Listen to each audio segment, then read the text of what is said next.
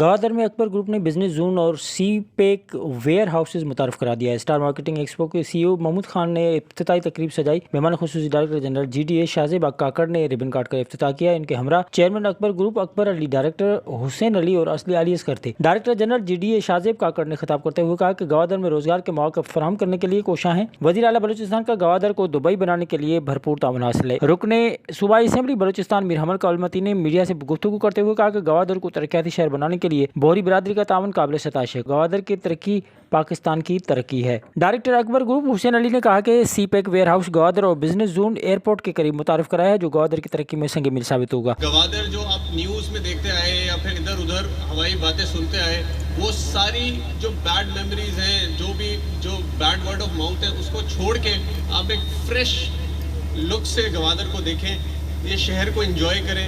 یہ شہر میں جو کام ہو رہا ہے، جو ڈیولپمنٹ ہو رہی ہے، جس سکیل کی، جس لیول کی، اس کو آبزرو کریں اور اپنی خود رائے بنائیں گوادر کے بارے میں۔ اور وہ جو رائے آپ واپس لے کے جائیں گے اور وہ جو میموریز آپ لے کے جائیں گے، جیسے ڈی جی صاحب نے کہا کہ آپ ایک اچھی یادیں یہاں سے لے کے جائیں۔ آئی ایم شیور آپ کو لانے کا مقصد ہی ہے کہ مجھے اتنا کانفیڈنس ہے کہ آپ اچھی یادیں لے کے جائیں گے۔